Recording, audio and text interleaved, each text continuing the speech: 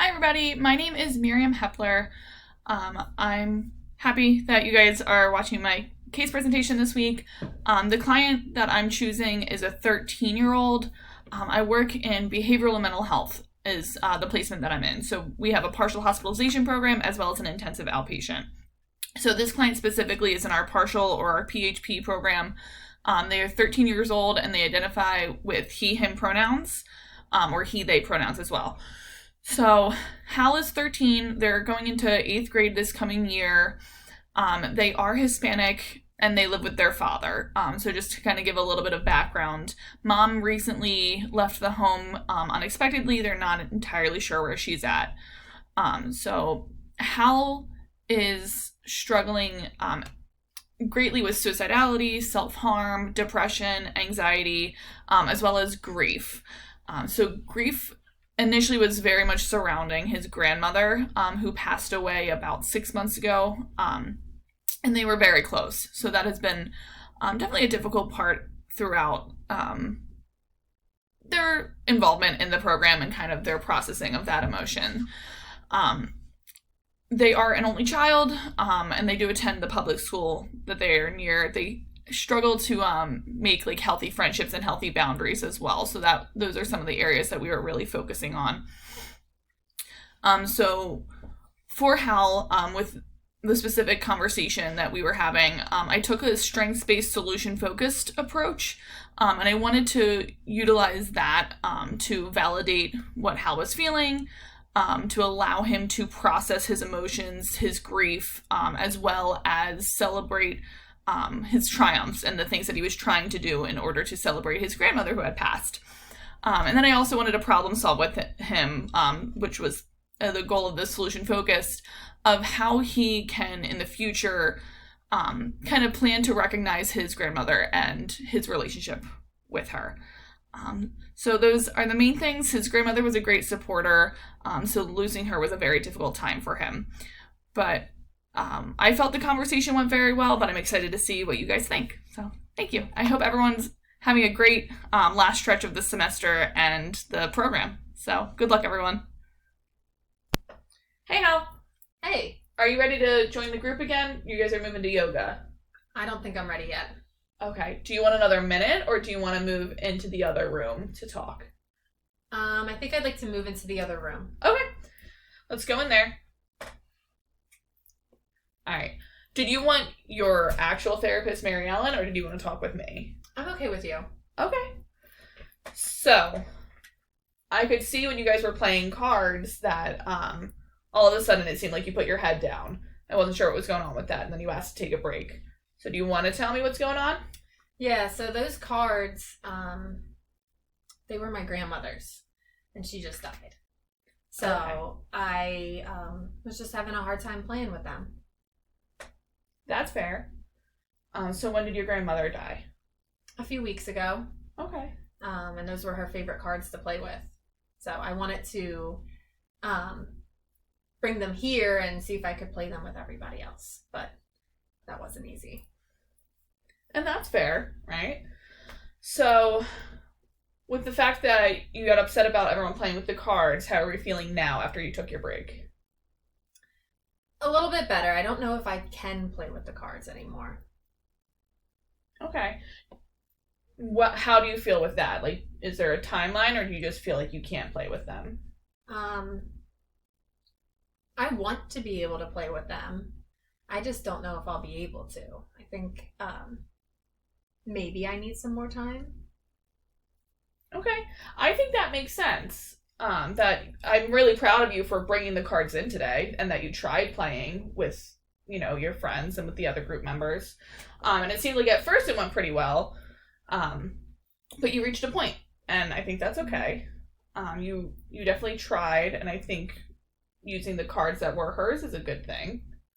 But I can see where that can create a lot of really big emotions and where we might have gotten a little overwhelmed.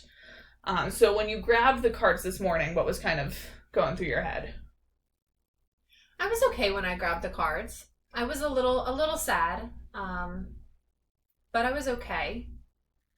I was able to bring them in. Mm-hmm. I mean, they were in my bag, so I wasn't like holding them. But I was able to bring them in. I got them into my bag and I brought them here. Mm-hmm. That was the first time I'd done that. Okay. So when you grabbed the cards, were you like thinking about grandmom, or were you just thinking about the group? What was kind of going through your head? I was more thinking about how we had played with them before. Okay, so you used to play cards with your grandmom. Was there any specific card games you guys used to play? We used to play Rummy. My whole family would come together and play. Oh, that's very sweet. I love that game. Okay. And so have you played Rummy since she passed? No. Okay. How do you feel about that? Well, I really like Rummy, so that's kind of sad, but no one has tried to play it in my family. Okay. Do you think what do you think would happen if you kind of brought it up maybe to your dad and said, "Hey, like I'd like to play Rummy, but I'm feeling a little rough about grandmom still." I think he would probably play. Think he'd play? Yeah. And maybe just play a little bit, right? Maybe not even finish the first game. Mm-hmm. Okay. I mean, that's a thought for the future. But were you playing Rummy with the kids today, or no? No. Okay. And so what games were you guys playing? We were playing War. Okay. Did anyone win? No. No. The game ended before that. We didn't get that far. Okay. How do you think everyone else felt maybe when it seemed like you shut down and kind of put your head down? I didn't really think about that. That might have irritated them a little bit. Made them kind of upset. I didn't think about how they would feel if I stopped. And sometimes we need to do that, right? Like if you really know that you're not having a good time, you need to take your break, which you did. And I'm really proud of that. You know, after you had your head down, I kind of gave you a minute to see what you were going to do. And so once you lifted your head up and said you needed a break, I was really proud of you for that. Because it's not always easy for us to admit when we need breaks or to ask for them. I know the other kids were a little concerned when you put your head down.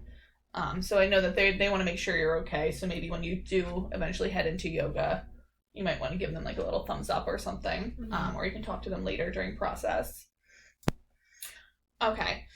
So, well, taking a break is great, and I'm very happy you use that, and I definitely support you doing that, later today and in the future. What are some other coping skills that we're going to use today?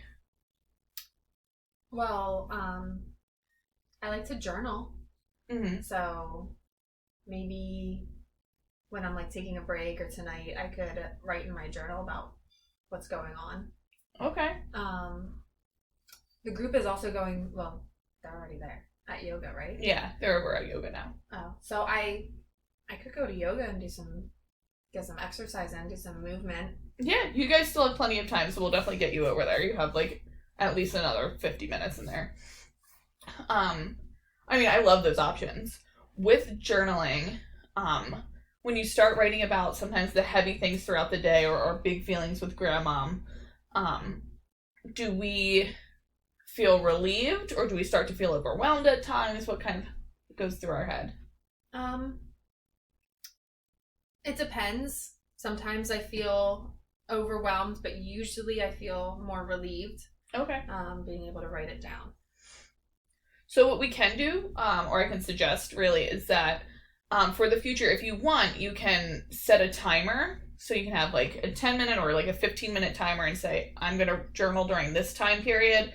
And then after that, journal goes away and you get a break from it. And even if you want to journal again, you can set another timer. But kind of just to make sure that you get a break so we hopefully don't reach the overwhelm, right? That's great. I like those options a lot, and I think yoga will be helpful. I like that idea. Awesome. Yeah. Okay. What else is kind of going on? My friends aren't really being too nice right now. Okay. Having some issues with the one especially. Okay. And is it things they're doing or saying? What's kind of... They're just really, like they were calling me mean names. Okay. This morning. They weren't really, it was rude. Okay, and is it mean things about, like, your identity or, like, who you are and things like that? Or is it more they're just kind of saying... No, they were just saying things. Okay. That just, I didn't like. Okay, that's fair. And so when that was happening, how did we respond? Well, I didn't really say anything to them about it. Okay. So if we're thinking back to when we did communication styles, we have the three main ones, right? We have aggressive, we've got passive, and we got assertive. Which one do we think that we're using right now? Probably passive. Probably passive, right? Yeah. And do we think that's helping us right now, or do we think that it's possibly causing some issues? I don't really think it's helping right now. Okay. And that's fair, right? Sometimes we don't use the perfect communication style, and that's okay. If we want to try and use our assertive voice with this friend, what kind of things do you think we could say? If we're trying to use like I statements and trying to express how we feel.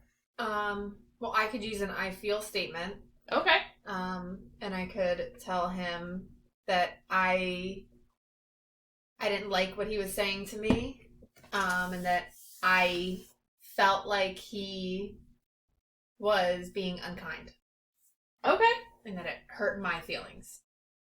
I like that, because that's the big thing, right? Is that we have to take accountability for how we're feeling, right? Mm-hmm. And we have to kind of own that. But I definitely think, if we want to see change happen in our friendships and in our relationships, like sometimes we have to use that assertive voice a little more. Mm-hmm. Okay. Yeah, I'm not very good at that.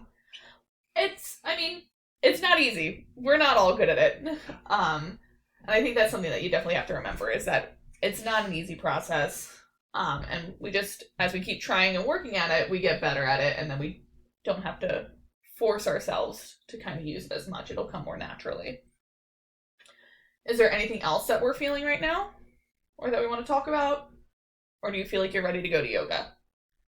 I think I'm ready to go to yoga. Okay. Yeah. Awesome. All right. I'll talk to you later. All right. Thanks. Bye.